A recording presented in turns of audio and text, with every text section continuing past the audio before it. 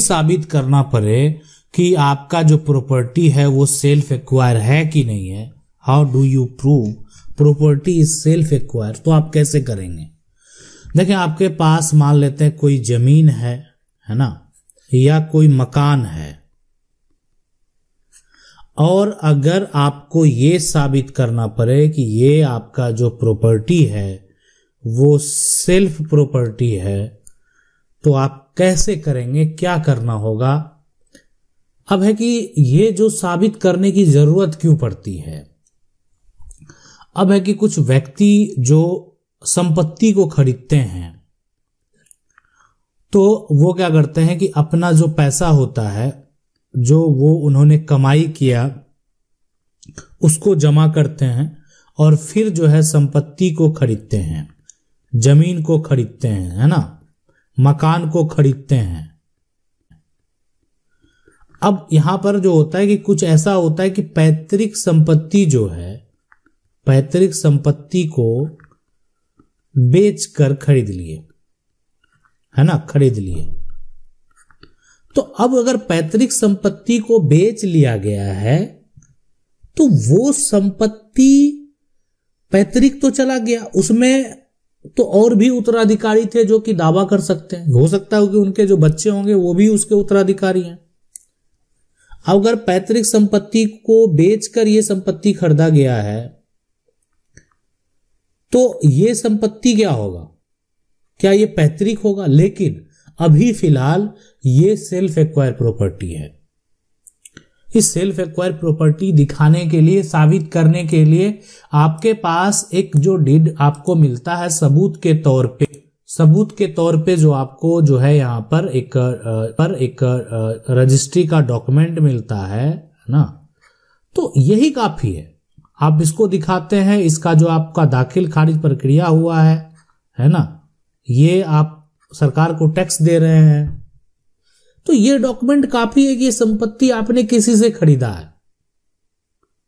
लेकिन अगर कोई उत्तराधिकारी ये दावा करे कि आपने ये संपत्ति पैतृक संपत्ति को बेचकर खरीदा है, तो आपको यानी वो सेल्फ प्रूफ करना पड़ेगा। यानी मामला अगर कोर्ट में जाता है तो आपको ये साबित करना पड़ेगा कि ये आपकी संपत्ति जो है वो सेल्फ प्रॉपर्टी है।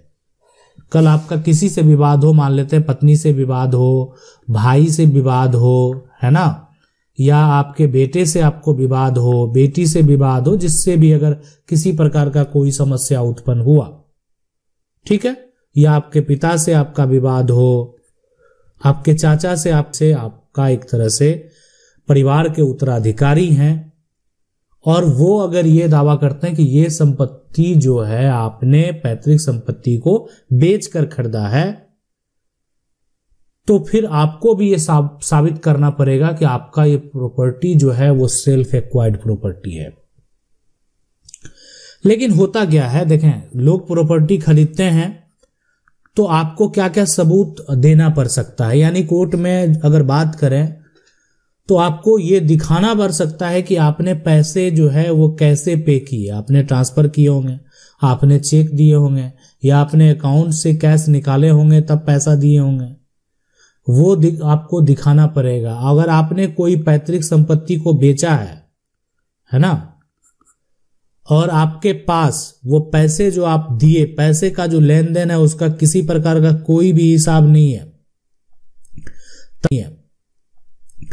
तब ये आप साबित नहीं कर पाएंगे कि ये आपका प्रॉपर्टी जो है वो पैतृक संपत्ति को बेचकर ना खरीदा गया है, तब आप केस हार सकते हैं। तो इसीलिए जब मान लेते हैं ठीक है आप अपनी कमाई से खरीदें या जैसे खरीदें, आपका वो ट्रांजैक्शन जो है, जो आपने कमाया और जो आपने पैसा पे किया, वो पूरा जो ट्रांजैक्शन है उसका एक इंफॉर्मेशन आपके पास रहना चाहिए, वो स्टेटमेंट रहना चाहिए, और वो मिल भी जाता है। आप कभी भी जो है जो उसको अपडेट करके दिखा सकते हैं, बैक डेट में निकाल कर दिखा सकते हैं कि आपने सारा पैसा जो है वो इस प्रकार दिया है। अब सवाल ये उठता है कि कोई भी सेल्फ एक्वायर प्रॉपर्टी है वो डिवाइड कैसे होता है, मतलब उसको अगर डिवाइड करना हो, ठीक है, तो वो कैसे डिवाइड होगा।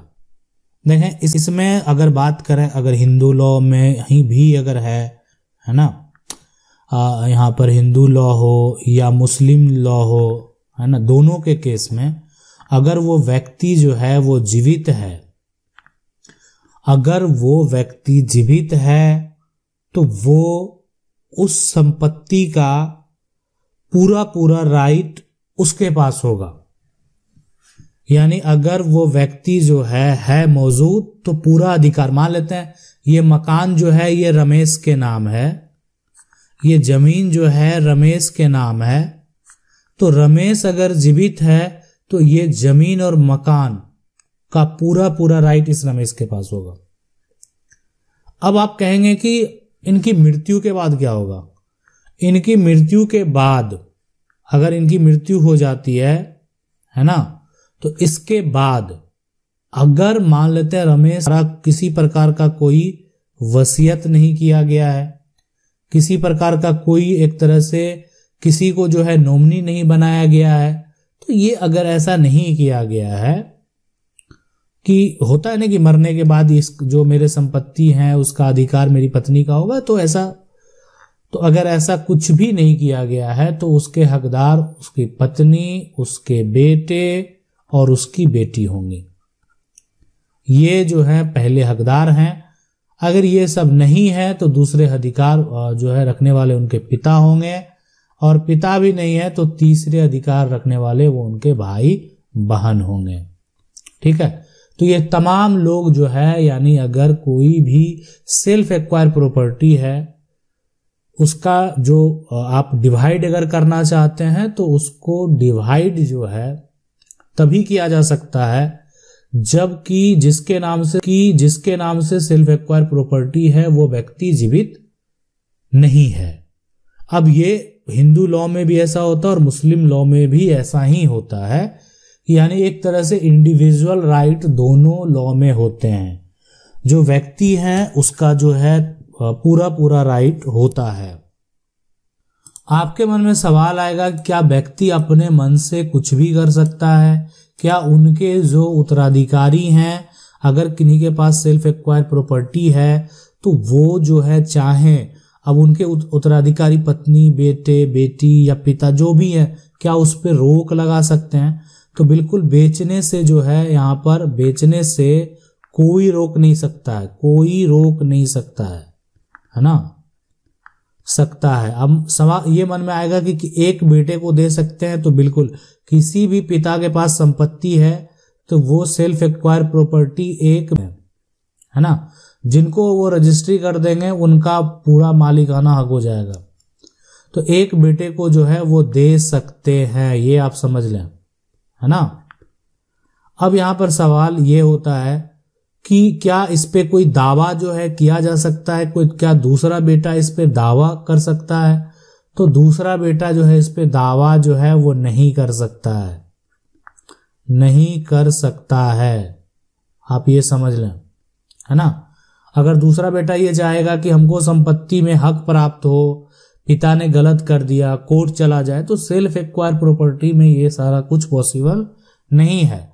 और किन्हीं के पास अगर सेल्फ एक्वायर प्रॉपर्टी है तो उसका अगर मान लेते हैं दूसरा विवाह होता है तो वो दूसरी जो है यहाँ पर पत्नी के नाम से वो संपत्ति कर सकता है। मान लेते हैं ये मकान जो है अगर रमेश के नाम है तो रमेश अपनी दूसरी पत्नी, अगर मान लेते हैं पहली पत्नी है के अलावा उनकी कोई दूसरी पत्नी भी है तो उनके नाम भी वो संपत्ति कर सकते हैं। पहली पत्नी या उनके बेटे के द्वारा जो किसी भी प्रकार का कोई दावा जो होगा वो गलत साबित होगा, यानी अगर वो दावा करेंगे भी तो कुछ भी हासिल नहीं कर सकते हैं। तो आप ये देखे होंगे कि जो सेल्फ एक्वायर प्रॉपर्टी है और उसके जो रूल और रेगुलेशन है वो काफी डिफरेंट हैं जो है एंसेस्ट्रल प्रॉपर्टी से, यानी पैतृक संपत्ति से।